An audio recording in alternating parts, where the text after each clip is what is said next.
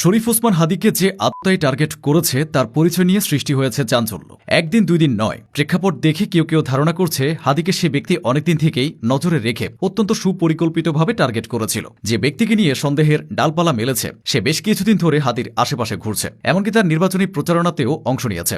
রহস্যময় সে ব্যক্তির নাম ফয়সাল মাহমুদ করিম, তার ছদ্মনাম দাউদ খান। হাদিকে গুলি করার অভিযোগ ওঠা এই মানুষটা ছাত্রলীগের রাজনীতির সঙ্গে জড়িত। আসাদুজ্জামান খান কামাল সহ আওয়ামী লীগের বড় বড় নেতাদের সাথেও তার ঘনিষ্ঠতা।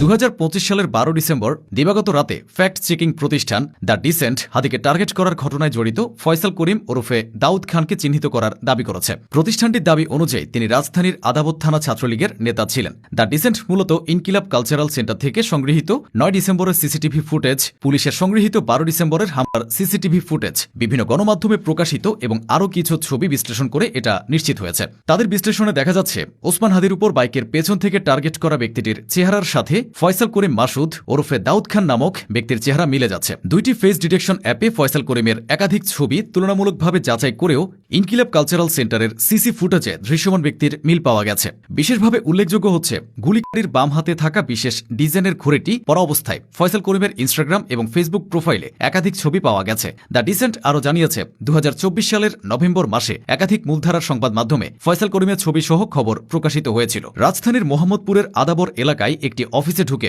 অস্ত্রের মুখে 17 লাখ টাকা লুট ও ডাকাত মামলায় প্রধান আসামি হিসেবে ফয়সাল করিম র্যাবের হাতে গ্রেফতার হয়েছিলেন।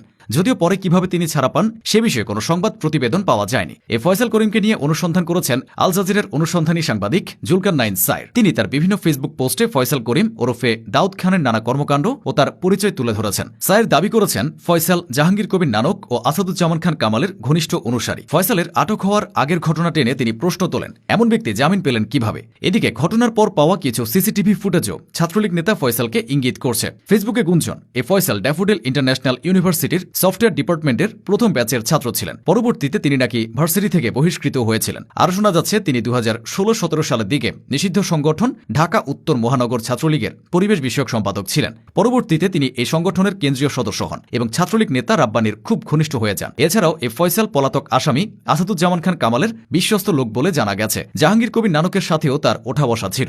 জানা গেছে তিনি ওয়াশিউ ইন্টারন্যাশনালের ম্যানেজিং ডিরেক্টর। আদাবর সম্বা মার্কেটের পাশে তার বাসা। সপ্তাহখানেক ধরেই হাদির নির্বাচনী প্রচারণায় অংশগ্রহণের নামে ইনকিলাব সেন্টারে আসা যাওয়া করছিলেন ফয়সাল। এমনকি নির্বাচনী প্রচারণায়ও অংশগ্রহণ করেছিলেন। সামাজিক যোগাযোগ মাধ্যমে তার পরিচয় ছড়িয়ে পড়লেও পুলিশ এখনও তার পরিচয় নিশ্চিত করতে পারেনি। পুলিশ শুধু গুলিবর্ষণকারীকে ধরতে অভিযান অব্যাহত রেখেছে। প্রাপ্ত সিসিটিভি ফুটেজ এবং ওসমান হাদির জনসংযোগ টিমের কাছ থেকে প্রাপ্ত দুটি ছবি বিশ্লেষণ করে পুলিশ নিশ্চিত হয়েছে যে গুলিবর্ষণকারী হাদির সঙ্গে মতিঝিল এলাকায় নির্বাচনী প্রচারে অংশ নিয়েছিল। তাই তাকে ধরতে এরই মধ্যে সাঁড়াশি অভিযান শুরু করেছে ডিএমপি। মাঠে কাজ করছে গোয়েন্দা সংস্থার সদস্যরা। 12 ডিসেম্বর দুপুরের দিকে রাজধানীর পল্টনের বিজয়নগর এলাকায় মোটরসাইকেলে এসে দুইজন হাদিকে গুলি করে পালিয়ে যায়। তারপর থেকে আশঙ্কাজনক অবস্থায় হাসপাতালে আছেন তরুণ এই নেতা। তাকে কে টার্গেট করেছে সে বিষয়ে আলাপ এখন এক ফয়সাল করিমে এসে থেমে গেছে।